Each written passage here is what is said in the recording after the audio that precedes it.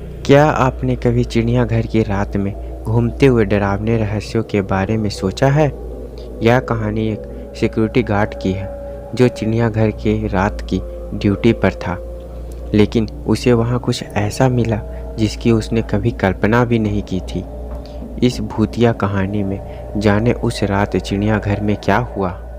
चिड़ियाघर की रातें हमेशा सन्नाटे से भरी होती थी, लेकिन कोई नहीं जानता था कि इस सन्नाटे के पीछे छुपी थी एक खौफनाक सच्चाई। जब रात के अंधेरे में जानवरों की आंखें चमकती थी तो चिड़ियाघर का सिक्योरिटी गार्ड रोहित अपनी ड्यूटी करते हुए एक ऐसी भयानक सच्चाई का सामना करता था जिसे सुनकर आपके रोंगटे खड़े हो जाएंगे। एक ऐसी कहानी जो आपको डर के साथ साथ हैरान भी कर देगी। चिड़ियाघर का सिक्योरिटी गार्ड रोहित गरीब घर से और एक ईमानदार और मेहनती व्यक्ति था। वह हर रात अपने परिवार के लिए मेहनत करता था।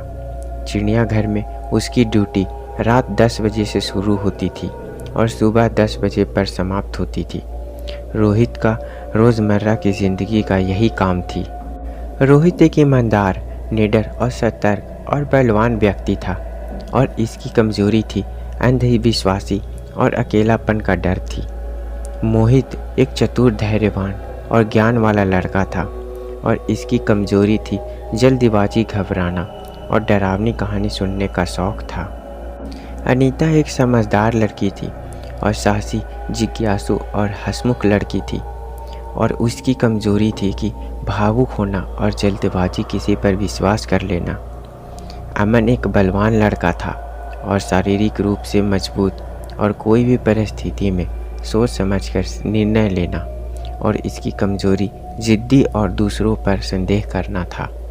तो चलिए कहानी की शुरुआत करते हैं। रात के 2 बजे थे। रोहित अपने राउंडअप पर था। आज चिड़ियाघर की चारों तरफ घूमकर सुरक्षा की निगरानी कर रहा था जब उसने जानवरों के पास एक अजीब सी आवाज़ें सुनी। उसने सोचा कि शायद कोई जानवर परेशान है, लेकिन जब उसने उसके पास जाकर देखा तो वहाँ कोई नहीं था। यह देखकर रोहित हैरान हो गया। आखिर यह आवाज़ कैसी थी? रवि ने देखा कि बंद दरवाजे खुद ब खुद खुलने लगे और बंद होने लगे। वह यह देखकर घबरा गया, लेकिन फिर उसने सोचा कि शायद हवा का असर हो सकता है। इतना सोचने के बाद रोहित इस घटना को नज़रअंदाज कर देता है कि यह कोई एक वहम होगा। ऐसे ही कई साल पहले चिड़ियाघर में रहस्यमयी घटनाएं हुई थी। चिड़ियाघर में काम करने वाला एक और गार्ड सुरेश अचानक गायब हो गया। सभी ने उसे ढूंढा, लेकिन वह नहीं मिला। रोहित ने देखा कि चिड़ियाघर में जानवरों के पास अजीब अजीब निशान बने हुए थे।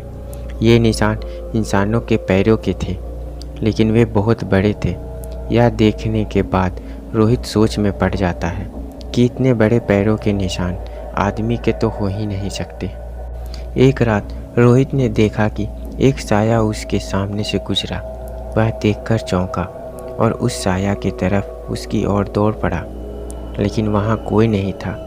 वह यह देखकर रोहित हैरान हो गया, साया कहाँ गायब हो गई। फिर रोहित को चिड़ियाघर के पास एक पुरानी ऑफिस मिलती है और उसमें ऑफिस में एक पुरानी अलमारी थी। उसे ऑफिस में पुरानी अलमारी में एक पुरानी किताब मिली। इस किताब में चिड़ियाघर के बारे में रहस्यमयी और खौफनाक कहानी लिखी हुई थी। रोहित ने अपने दोस्त मोहित को बुलाया, जो भूत प्रेत का अच्छा ज्ञान था। रोहित ने सोचा कि यह रहस्यमय घटनाओं को जानने के लिए रोहित ने रात में चिड़ियाघर में कैमरा लगाए ताकि पता चल सके असल में आखिर क्या हो रहा है। रात के समय दोनों दोस्त कैमरे में निगरानी करते हैं, यह पता लगाने के लिए कि आखिर यह घटना क्या हो रही है। कैमरे में रोहित और मोहित ने देखा कि रात में एक अजीब आकृति चिड़ियाघर में घूमती रहती है। रोहित की पत्नी अनीता, जो हमेशा इन घटनाओं से परेशान रहती थी, वह सोच में थी आखिर यह घटना हो क्यों रही है। तब वह चिड़ियाघर के ऑफिस में जाती है और वहाँ के अलमारी से फाइल निकालती है और फिर चिड़ियाघर की पुरानी फाइलें देखना शुरू करती है। उसे पता चलता है कि कई साल पहले एक गार्ड की मौत हुई थी और उसका शरीर आज तक नहीं मिला। यह पढ़ने के बाद अनीता हैरान हो गई। मोहित और रोहित ने सोचा कि हमें अच्छे से तलाशी लेनी चाहिए चिड़ियाघर की, हमें ज़रूर कुछ सुराग मिलेगा। चिड़ियाघर के पीछे एक कमरे का पता चला। इस कमरे में पुराने सामान और कुछ रहस्यमयी चीज़ें मिली। रोहित ने देखा कि हर रात उसे एक ही सपना आता था जिसमें वह एक काले साए का पीछा करता था।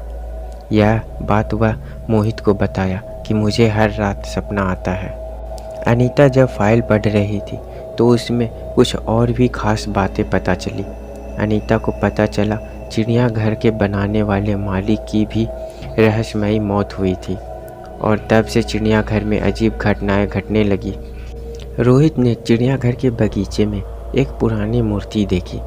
इस मूर्ति के नीचे एक चिट्ठी मिली जिसमें लिखा हुआ था कि चिड़ियाघर एक प्राचीन श्राप है।